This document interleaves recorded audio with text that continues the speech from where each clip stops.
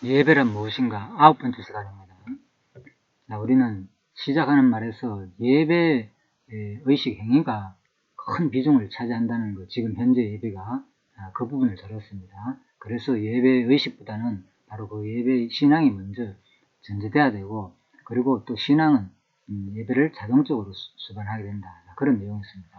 그리고 두 번째, 예배의 부분에서 바로 우리는 특정한 의식과 형식에만 치중할 것이 아니라 그 근본 뜻을 볼 때는 우리가 진짜 희생과 봉사라는 의미가 담겨 있다는 것을 말씀드렸고요. 세 번째, 일반적인 관념에서는 우리가 대예배만 우리가 예배라고 생각하는 굉장히 많다. 어떤 특정한 시간, 장소에서만 드리는 거, 자, 그것을 벗어나야 된다. 그런 말입니다.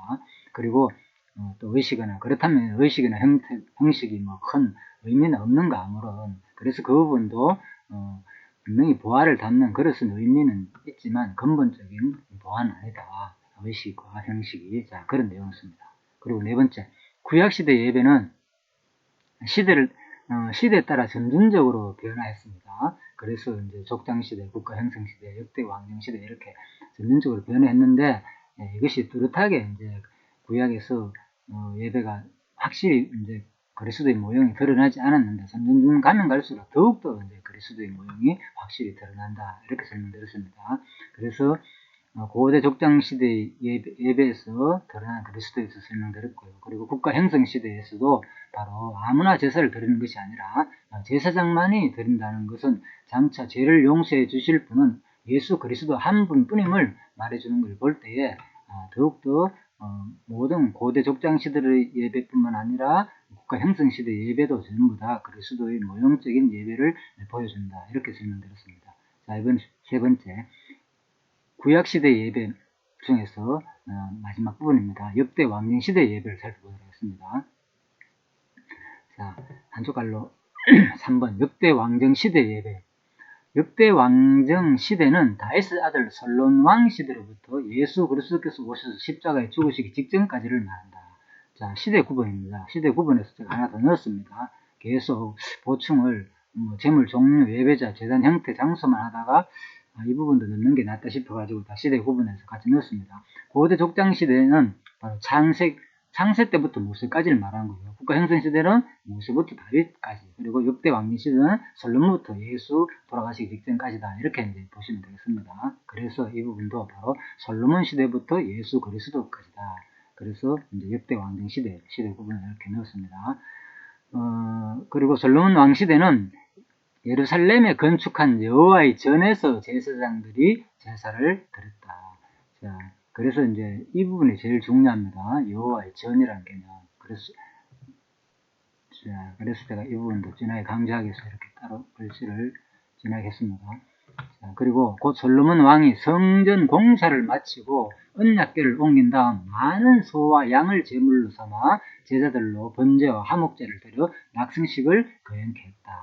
자, 그래서 이제 이 왕정 시대에는 이렇게 제사장, 그리고 성전, 그리고 제물 똑같죠. 그래서 보면은 거의 뭐 비슷합니다. 국가 형성 시대도 이제 짐승으로 제물을 드렸고, 그리고 예배자도 제사장들이 드렸고, 그리고 제단 형태도 성막이나 성전이나 거의 같은 개념이잖아요. 그죠? 그리고 장수도 성막, 성전. 그런데, 자, 뚜렷이 드러나는 부분은 바로 역대 왕정 시대에 뭡니까? 바로 성전을 지었다는 거죠. 자, 예루살렘 성전. 그래서 솔로몬 왕이 바로 성전 공사를 마치고 언약궤를 옮긴 다음 많은 소와 양을 제물로 삼아 제사장들로 번제와 화목제를 드려 낙성식을 거행했다. 이런 것들이 역대 왕정 시대 예배의 특징이라고 볼 수 있겠습니다. 그 후 이스라엘 나라가 또 남북으로 분열된 다음 남쪽 유다왕 아비야가 북쪽 이스라엘 왕 여로보암에게 레위 사람을 쫓아내고 이방 풍속을 따라 아무나 제사장을 삼은 이를 책망했다. 그렇죠. 그래서 여로보암이 권력이 넘어갈까 싶어가지고 자꾸 성전에 있는 예루살렘 쪽으로 많은 사람들이 가가지고 남북이 분열됐는데도 불구하고 이제 예루살렘으로 가가지고 이제 제사를 드리다 보니까 아무래도 마음이 다시 쏠릴까 싶어서 이제 따로 이제 제단을 만들어가 단과 베델에 그죠? 금송아지 그러니까 산당을 만들어 놓고 여기서 드려야 된다. 이제 유월절과 그죠? 아무나 제사장을 삼아가지고 편하게 사람들의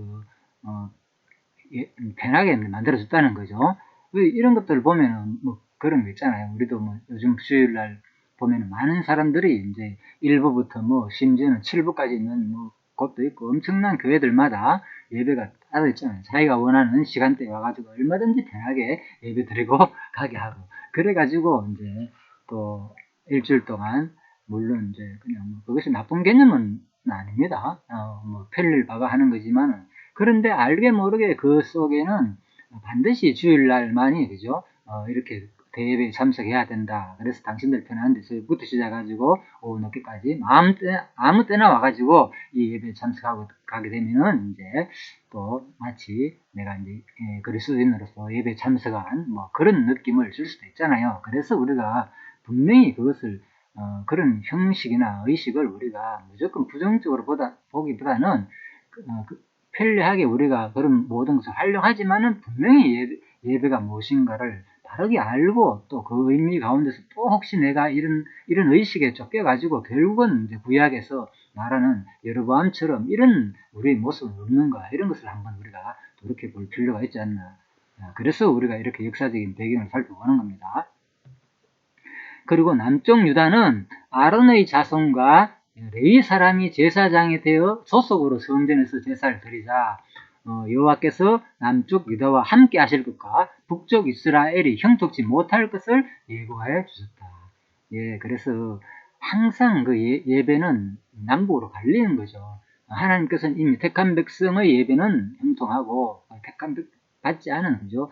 쪽은 하나님께서는 그 예배를 받아주지 않는단 말입니다. 그래서 이런 것들도 벌써 예배 자체도 하나님의 주권성이다. 하나님의 전능성이 드러나는 거죠. 예배를 아무나 드리고 아무나 받는 것이 아니다.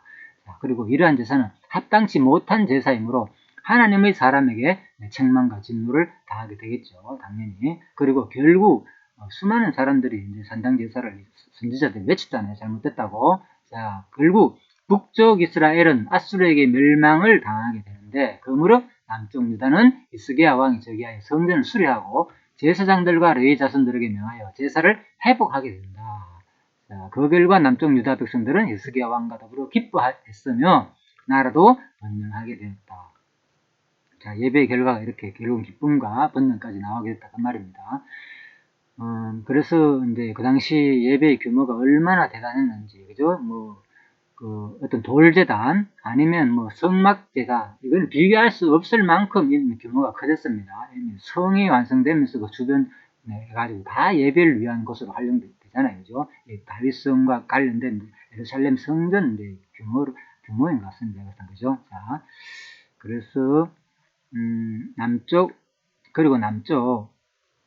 고레스 칙령에 의해 바벨론 포로에서 예루살렘으로 돌아와 무너진 성전을 재건하고 제사장들과 레위 자손들이 여호와께 번제를 드리기도 했다.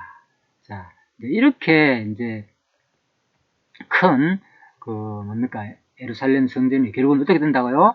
무너진 성전을 재건하고 결국 무너진다는 거죠. 고레스 칙령에 의한다면 그죠? 결국은 이렇게 큰 성전이었지만 결국은 이제 바벨론 해가지고 무너지고 난 다음에 다시 이제 흩어져 가지고 있다가 돌아와 가지고 고레스 칙령 때 이스라엘 백성들이 돌아와 가지고 결국은 이 무너진 성전을 재건하는 역사가 일어난다. 그러면 그 말입니다. 그래서 제사장들과 레위 자손들이 여호와께 번제를 다시 이제 드리는 장면이 에스더까지 마지막에 에스라, 느헤미야, 에스더까지 그죠? 마지막에 이어진다. 그 말입니다. 이제 이 부분은 이제 고레스 왕, 기루스 왕으로 되어 있잖아요. 이제 페르시아. 그때 이제 바벨론에 끌려왔던 유대인들을 풀어주어 귀향하게 허락한 그런 내용들을 이제 자, 이렇게 부조로 이렇게 만들어 놓은 그런 내용들입니다. 그래서 유대인들은 지금도 이제 기루스 대왕의 은혜를 잊지 않고 있다고 되어 있네요. 그죠? 자. 그뿐 아니라 아기 예수가 출생하여 결례의 날이 되자 요셉과 마리아는 율법대로 아기 예수를 죽게 드리려 비둘기 한 쌍이나 혹 어린 방구들로 제사를 드리려고 예루살렘에 올라가셨다. 자, 근데 보통 보면 이제 짐승으로 드렸잖아요. 짐승이나 새로 드린다고 그랬잖아요. 그래서 이런 것들도 이제 예배에 드리는 구약시대의 이제 하나의 방법이잖아요. 그죠? 그런데 이렇게 아주 소박하게 그 어떤 송아지나 양이나 뭐 이런 것을 잡아가 드릴 형편이 안 됐다는 것을 알 수 있겠죠. 그래서 바로 예수님께서는 이렇게 이제 비둘기 한 쌍이나 어린 방구 다 구약 율법에서 허락해 준 겁니다. 자기 형편에 맞게 드릴 수 있도록. 그리고 12살 되던 때에도 부모를 따라 유월절 절기를 지키기 위해 예루살렘에 올라간 일이 있다. 그리고 30세 후에 사역하실 때에도 절기 때마다 예루살렘에 올라가셔서 유월절을 잡수시기도 했다. 그래서 이제 왕정시대 예배가 바로 역대 왕정시대 예배가 어디까지 이어지는가 하면요. 솔로몬부터 언제까지? 예수 때까지 이어진다 그 말입니다. 그래서 예수님께서 전혀 구약의 율법을 무시한 게 아니고 같은 시대에 역대 왕정시대에 포함된다는 거죠. 예수님도 그죠? 그런 예배를 드렸고 했기 때문에 그리고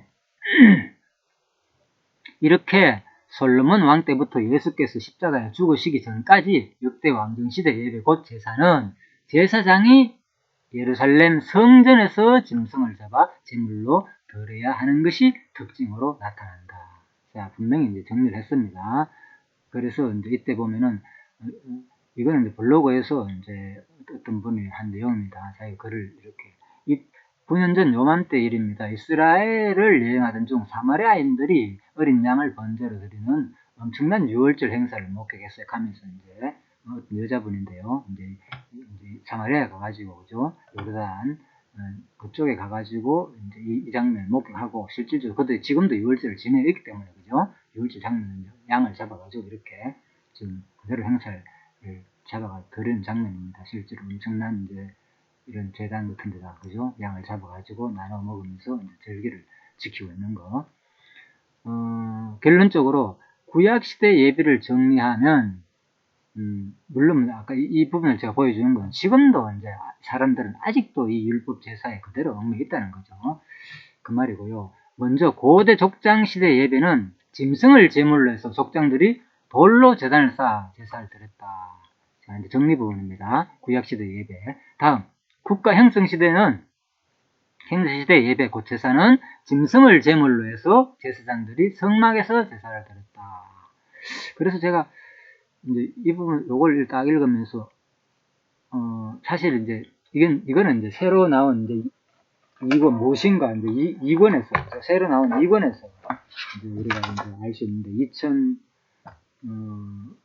새로 나온 2권에 보면 그 전에는 이제 1권에서는 이 내용이 어떻게 됐는가 하면요. 상당히 오래됐는데 1권에서는 제가 이제 보니까 이게 성막에서가 아니고요. 이게 그렇죠. 성전에서 제사를 드렸다. 이렇게 이제 제가 기록이 되어 있더라고요. 그래가지고 그 책을 지금 확인을 못했는데 일단 제가 파일에는 그렇게 되어 있길래 읽으면서 이상했다 약간 생각했어요. 이게 왜 국가 형성 시대 때에 짐승을 제물로 해서 제사장들이 성막에서 제사를 드렸을까 하네. 성전에서 제사를 드렸다. 이렇게 기록된 것 같더라고요. 그래가 이건 아닌데 이게 국가 형성 시대에는 아직 성전이 지어지지 않은 상태인데 왜 성전을 했을까? 이런 의아심을 가졌어요.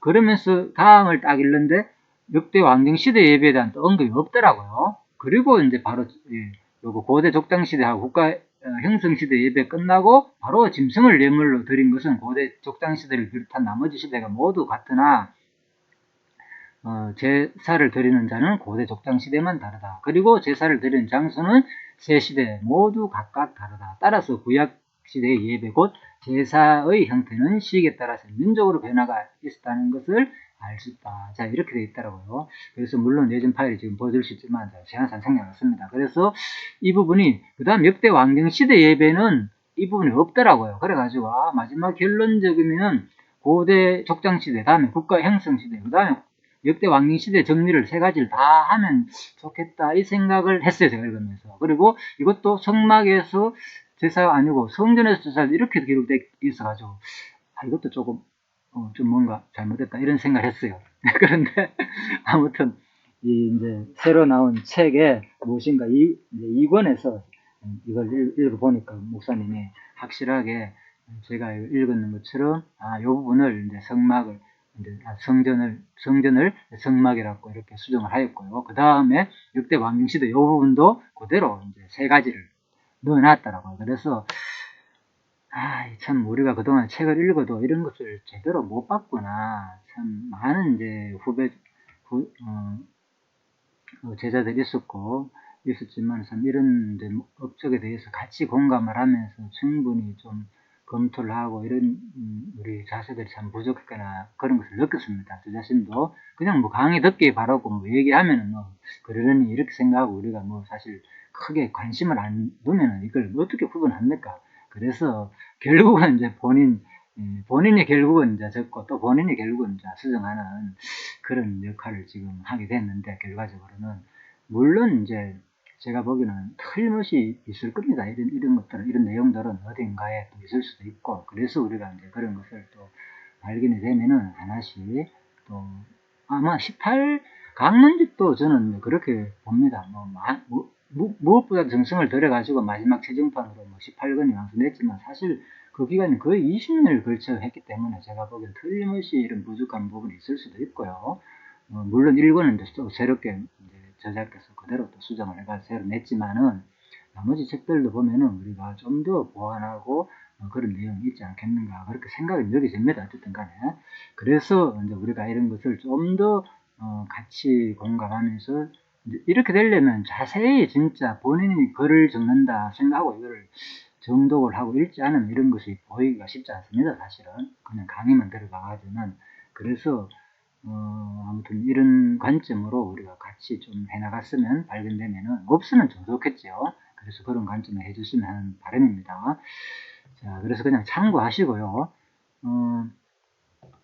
그래서 이제 이 결론적으로 이렇게 정리를 했습니다. 구약 시대 예배를 정리하면 고대 족장 시대는 이런 그러니까 짐승을 제물로 그리고 족장들이 누가 제물은 뭐냐 짐승이고 그리고 예배자는 뭐냐 족장들이고 또 뭐냐 제단 형태는 뭐냐 돌로 제단을 쌓고 장수는 장수분 안 나오죠. 어떤 특정한 장소가 아니 마음대로 드렸다 고대 족장 시대는. 그리고 다음 국가 형성 시대는 뭐냐 제물의 종류는 짐승이고 똑같이 그죠. 또 뭐냐 예배자는 바로 제사장들 그리고 제사 형태는 성막에서 그리고 장수는 정해졌죠. 성막에서 드려야 되고 그 다음에 역대 왕정시대 예배는 제물은 짐승이고 똑같죠. 다음에 예배자는 제사장들이고 다음에 제사 형태는 성전이고 그리고 장소는 당연히 성전이 되겠죠. 자 이렇게 이제 우리가 정리할 수 있습니다. 그래서 짐승을 제물로 드린 족장 시대를 비롯한 나머지 시대가 모두 같으나 제사를 드리는 자는 고대 족장 시대만 다르다. 그리고 제사를 드리는 장수는 세 시대 모두 각각 다르다는 것을 알 수 있습니다. 따라서 구약 시대의 예배, 곧 제사의 형태는 그래서 이런 말들도 이제 예전 책은 보면은 구약 시대의 예배 갈로 열고 제사 이렇게 적어놨거든요. 그래서 그렇게 안 하고 예배 다음 적고 곧 제사 형태로 이렇게까지 목사님께서 쉽게 이제 좀 글자도 하나씩 다 바꿔놨더라고요. 시기에 따라 점진적으로 변화가 있었다는 것을 알 수 있다. 그래서 이제 이 내용을 이제 지금까지 한 내용을 도표로 구약시대 예배를 4번 도표를 정리하면은 이제 제가 이렇게 쭉 정리해놨습니다.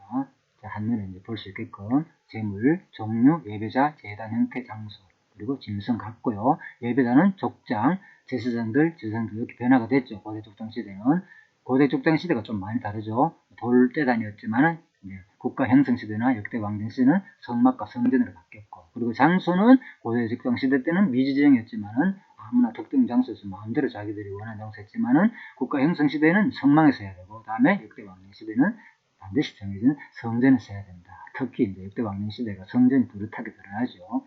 자, 그래서 이제 정리합니다.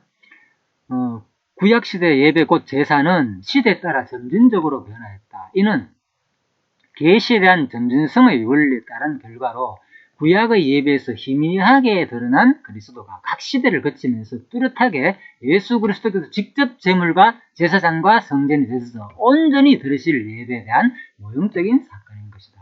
그래서 이제 성경 근거를 굳이 말한다면 요한복음 2장 19절에서 보면은 그죠? 예수께서 너희가 이 성전을 헐라 내가 사흘 동안에 일으키리라.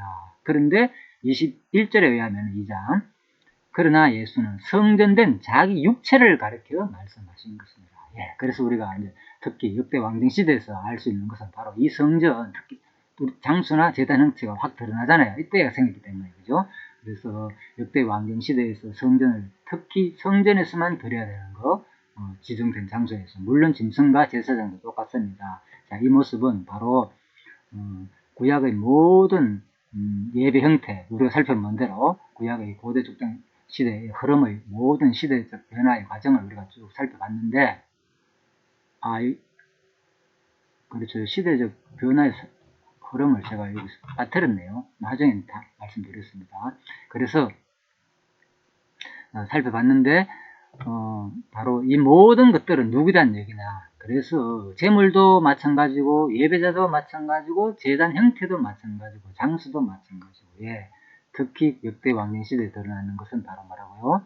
성전을 지어가지고 성전에서 지정된 장소에서 지정된 사람과 지정된 제물로 바로 예배를 드렸다는 거. 이건 뭘 말하느냐? 결국은 모든 이 시대를 말문하고 고대 족장 시대부터 역대 왕년 시대 모든 구약의 제사 곧 예배 형태는 곧 장차 그리스도가 이 땅에 오셔가지고 온전히 자기가 제사장과 제물과 제단 형태가 되어가지고 온전히 드려질 것에 대한 모형적인 사건이었다. 그래서 우리가 지금 우리 신약시대도 이제 다음 신약시대 예배가 이어지겠죠. 신약시대의 우리는 뭡니까? 결국은 그리스도의 지체로 드려지는 거잖아요. 그죠? 그래서 근본적으로 예배는 바로 예배의 주자는 그리스도시고 우리는 그 지체로서 드려지는 것을 구약에서 모형적으로 보여줬다는 거예요. 그래서 우리가 진짜 성경은 바로 언약하시더니 하나님께서 이렇게 예배를 통해서도 예수 그리스도를 보내실 것을 언약하시더니 장차 누가 오셔서 진짜 참 예배자의 주체로서 그리스도가 와서 온전히 자기 몸을 온전히 불태워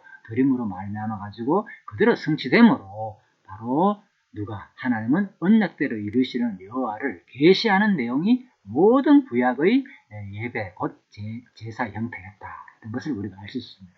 끊임없이 이 공부를 통하여서 여러분들이 구약에서 그리스도를 발견하여서 진짜 하나님이 언약대로 이루시는 여호와를 마지막 사는 날까지 진짜 확정하며 진짜 하나님은 살아계신 여호와 맞네요. 확실히 믿고 마지막 영원한 하나님으로부터 유업을 받을 수 있는 그런 믿음의 소유자가 되기를 간절히 바라면서 잠깐 기도하고 마치도록 하겠습니다. 하나님 아버지 감사합니다. 이렇게 또 우리들은 이 예배란 무엇인가를 통하여서 우리가 그냥 지식적으로만 배우는 것이 아니고 진짜 그 내면 속에 담겨진 그 내용의 의미에 대해서 다시 한 번 더 생각하게 해주시면 감사드립니다. 참으로 우리들은 성경에 나타난 그 그리스도를 발견하지 못하면은 우리가 진짜 하나님이 살아계심을 우리가 알기가 힘들게 되어 있습니다. 곧 하나님을 알고 또 그리스도를 아는 것이 영생이라고 말씀하셨습니다. 하나님 아버지, 우리는 끊임없이 성경을 통해서 진짜 예수를 발견하게 하시고 또한 이 예수가 곧 하나님의 그 3대 언약 그 내용이 곧 하늘나라를 말하는 것이니까 곧 장차 우리가 영원한 하늘나라 유업을 주실 그 그리스도를 또한 우리가 알 수가 있습니다. 그래서 끊임없이 이 공부를 통하여서 이 땅에 너무나도 어렵고 힘든 이 현실 속에서 우리가 연연할 것이 아니라 장차 우리는 그죠? 이 땅의 사람이 아니라고 했습니다. 진짜 우리는 이 땅에 국한된 사람이 아니고 영원한 하늘나라를 소유한 장차 갈 영원한 하늘나라를 소망하며 살 수 있는 백성으로 처음부터 우리는 택함을 받았고 또한 하나님도 처음부터 그것을 인식을 하고 이 세상을 만들 줄 압니다. 하나님 아버지 이 공부를 통하여서 끊임없이 참으로 우리는 이 땅에 살면서 어려움과 현실을 통해서 어떻게 하면 이 현실을 벗어나고 견디려고만 하지 말고 결국은 이 현실은 언젠가는 끝이 나고 이 현실이 끝이 나는 동시에 또한 우리는 영원한 하늘나라가 있음을 우리가 소망하며 바라볼 수 있는 그러한 믿음의 소유자가 되기를 간절히 바랍니다. 오늘 이 공부가 조금이라도 더욱더 그러한 하늘나라를 소망하는 믿음으로 간직하는 그러한 시간이 되기를 간절히 바라오며 모든 것을 감사드리며 예수님 이름으로 기도드립니다. 아멘. 예, 수고하셨습니다.